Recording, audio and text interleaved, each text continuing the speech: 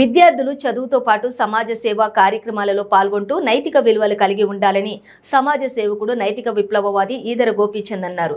నాగర్ కర్నూలు జిల్లా పరిషత్ బాలికల పాఠశాలలో వివేకానంద వెల్ఫేర్ అసోసియేషన్ మరియు తెలంగాణ గాంధీ స్మారక నిధి హైదరాబాద్ వారి ఆధ్వర్యంలో సంయుక్తంగా నిర్వహించిన కార్యక్రమంలో మాట్లాడుతూ నేటి సమాజంలో విద్యార్థుల పాత్ర ఎంతో గణనీయమైనదని, చక్కటి అలవాట్లను అవలంబించుకోవాలని అన్నారు. విద్యతో పాటు క్రీడల్లో కూడా పాల్గొనాలని, శరీరానికి ఎంతో ఉపయోగపడుతుందని, మంచి ఆహారపు అలవాట్లు కలిగి ఉండాలని అన్నారు.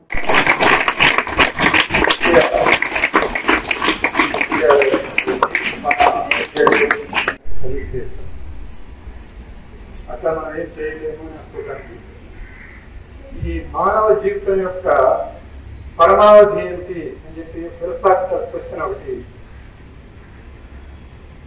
అందరికీ వస్తుంది. అట్లాగే ఒకసారి భోజరాజు అనే ఆయనకి ఆయన ఏమడిగారంటే దీని గురించి విని జీవితాన్ని ఆదర్శంగా తీసుకొని ఉన్నత స్థానానికి ఎదగాలని ఆశిస్తూ ఈ కార్యక్రమంలో ప్రారంభించి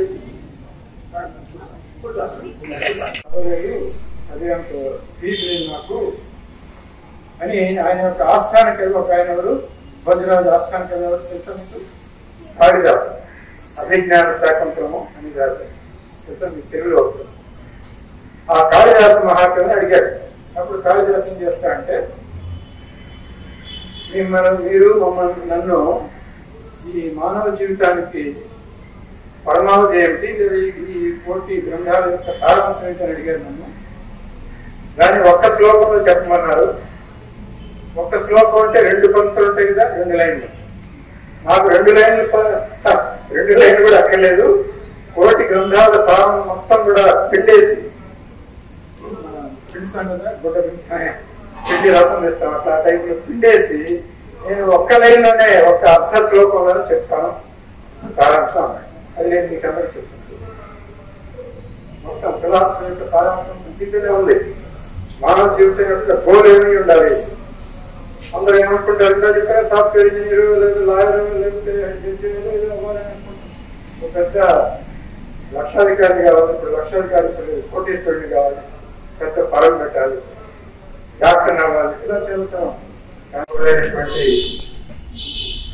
విద్యార్థి సోదరి మనులందరికీ కూడా నా యొక్క శుభాకాంక్షలు ఆశిస్తున్నాను.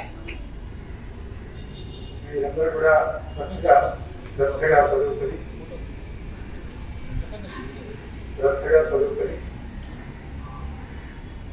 అందరూ సాఫ్ట్వేర్